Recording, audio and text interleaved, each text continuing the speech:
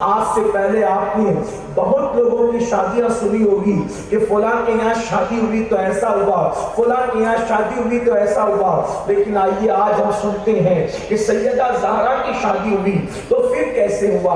اللہ اللہ، ابھی سیدہ طیبہ طاہرہ عابدہ زاہدہ راقیہ ساجدہ نقیہ تقیہ راضیہ مرضیہ عزیرہ عالمہ غیر معلمہ ملکہ فردوس سے بڑی ملکہ کائنات خاتون جنت خاتون قیامت تمام جنتی عورتوں کی سردار سیدہ فاطمہ کا نکاح ہونا ہے۔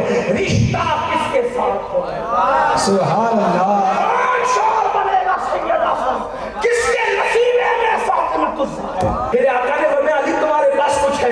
اس وقت مولا کائنات کا خود کا اپنا مکان بھی نہیں تھا۔ یہ بات یاد رکھیں، مولا علی کا خود کا اپنا مکان بھی نہیں تھا، کیونکہ مولا علی حضور علیہ السلام کے گھر میں پلے تھے، حضور علیہ السلام کے گھر میں پڑے ہوئے تھے، حضور علیہ السلام کے گھر میں پرورش ہوئی تھی۔ تو مولا کائنات سے پوچھا تمہارے پاس کچھ ہے؟ تو یا رسول اللہ ایک زرہ ہے، تلوار ہے اور گھوڑا ہے، تین چیزیں۔ تمہیں تلوار اور گھوڑا تمہیں لگے گا، کام آئے گا، زرہ بیچ دو۔ زرہ کے بارے میں کئی روایتیں ہیں، ایک تو یہ کہ یہودی کے پاس گروی رکھ دی، ایک تو یہ کہ بیچ دی، جس کے پاس بیچی اس کا تذکرہ نہیں ہے، لیکن ایک روایت جو چونکہ میری عادت ہے میں ہمیشہ وہ پڑھنے کی کوشش کرتا ہوں جس سے اپنی آقاؤں کی شان ظاہر ہو، یہی تو بات ہے۔ اللہ اکبر، وہ زرہ لے کر توجہ کرنا، بالخصوص اصحاب رسول کے گستاخوں کی توجہ چاہتا ہوں۔ عاشق تو سن ہی رہے ہیں اور میں نے پہلے دو روایتیں پڑھ دی، یہ بھی روایت ہے اس لیے پڑھ رہا ہوں جس کا جو ذوق قبول کرے۔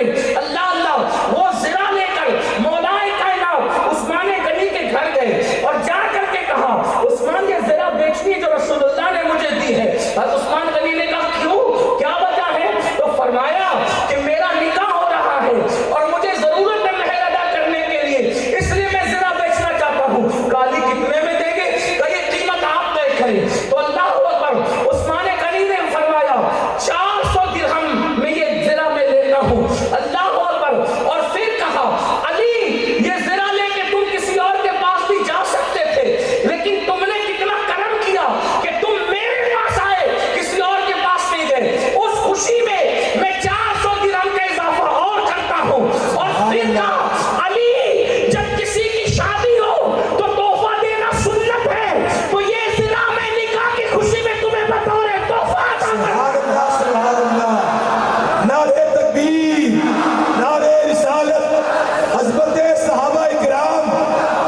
یہ ان میں پیار تھا، ان میں محبت تھی، اسی لیے میرے امام کہتے تیرے چاروں ہمدم ہے ایک جان تیرے چاروں ہمدم ہے ایک جان ایک دل، ابو بکر و فاروق و عثمان علی ہے، ابو بکر و فاروق و عثمان علی ہے۔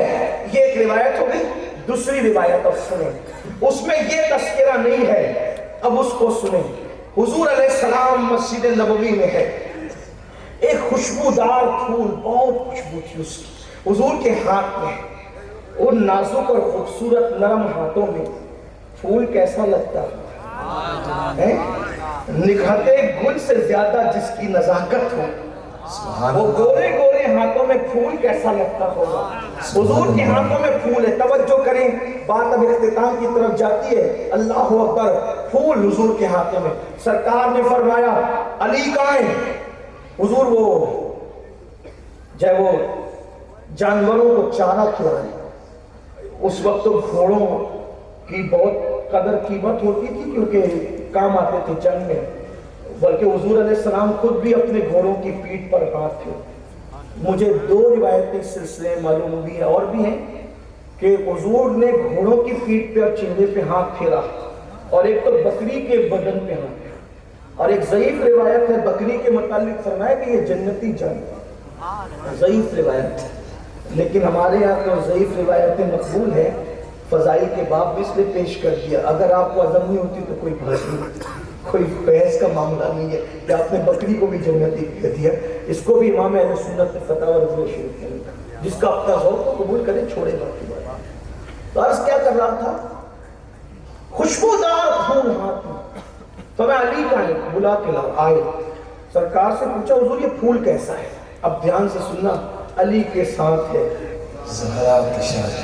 نہیں بولتے آپ, نہ بولے کوئی بات نہیں. علی کے ساتھ ہے, زہرا کی شادی. علی کے ساتھ ہے, زہرا کی شادی. علی کے ساتھ ہے, زہرا کی شادی. یہ ہاں پھول کیسا کا؟ تو فرمایا یہ جنت کا پھول ہے. سبحان اللہ. پھول نہیں, یہ جنت. حضور یہ جنت کا کتنا خوبصورت, خوشبو کتنی اچھی ہے. اور تمہیں بتاؤں یہ کیوں میرے ہاتھ میں ہے, یہ کیوں میرے ہاتھ میں ہے؟ یہ تم لوگ, یہ تم لوگ مولا کائنات کو دیا آپ نے. حضور کیا مطلب؟ فرمایا آج آسمان سے تیسرے آسمان پہ رہنے والا ایک فرشتہ میرے پاس آیا. سبحان اس سے اللہ. پہلے وہ کبھی نہیں آیا. کہا حضور وہ آیا, کہا اس کا نام محمود ہے, اس فرشتے کا نام محمود ہے.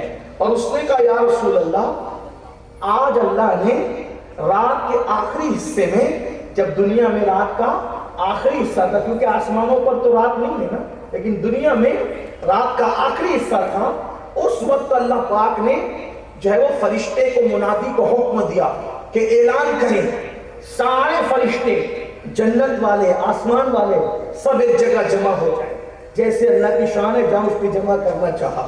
اور پھر میں بھی اس طبقے میں گیا تو میں نے کیا دیکھا کہ اللہ اکبر, اس وقت فرمایا جا رہا تھا کہ آج علی کا نکاح فاطمہ کے ساتھ کیا جا رہا ہے آسمانوں پر. سبحان اللہ. اور شجر طوبہ کو حکم ہوا کہ وہ اپنے پھول نچھاور کریں, اس نکاح میں پھول نچھاور کریں.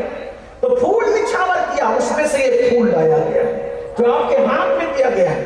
اور ایک روایت ہے اللہ اکبر کہ جب جبریل امین یہ خبر لے کر آئے تو جبریل امین نے کہا یا رسول اللہ آسمانوں پر علی و فاطمہ کا نکاح ہو چکا ہے, اللہ کا حکم ہے زمین پر آپ نکاح کر دیں. تو میرے آقا نے پوچھا جبریل مہر کیا مقرر کیا گیا آسمانوں پر؟ اس لیے کہ آسمان پہ تو درہم و دینار نہیں, وہ آسمانوں پر مہر کیا مقرر کیا گیا؟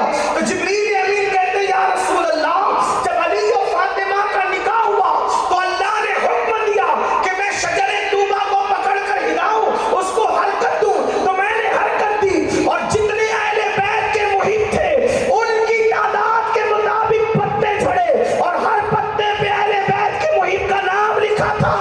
فاطمہ کے مہر میں ان سب کی مغفرت کر دی. سبحان اللہ. نعرہ تکبیر, نعرہ رسالت, ذکر سیدہ کائنات. آپ زمین پہ نکاح کر دیں. تو پھر میرے آقا نے فرمایا جاؤ ابو بکر کو, عمر کو, عثمان کو, علی کو, اور میرے آقا نے اصحاب کے نام لیے. اور پھر وہ محفل زمین پر سجی, اور جب زمین پر سجی تو پھر نکاح ہوا. آقا علیہ السلام نے بہت سی باتیں کہی, خطبہ بھی پڑھا, خطبہ بھی موجود ہے. اب اینڈ گفتگو کا ہوتا ہے کہ نکاح ہو گیا تو سرکار نے فرمایا علی جب تک میں نہ آؤں اپنی خوابگاہ میں داخل مت ہونا.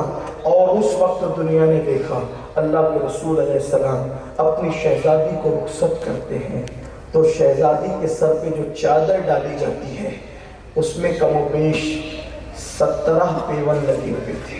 اللہ کے رسول علیہ السلام نے اپنی شہزادی کو اپنے گھر سے یہ کہہ کے فاطمہ آج تیرے بابا کے پاس بظاہر اتنا ہی ہے, کاش تیری اپنی خدیجہ حیات ہوتی تو کچھ اور بھی انتظام کرتی, لیکن تمہارے لیے یہی ہے.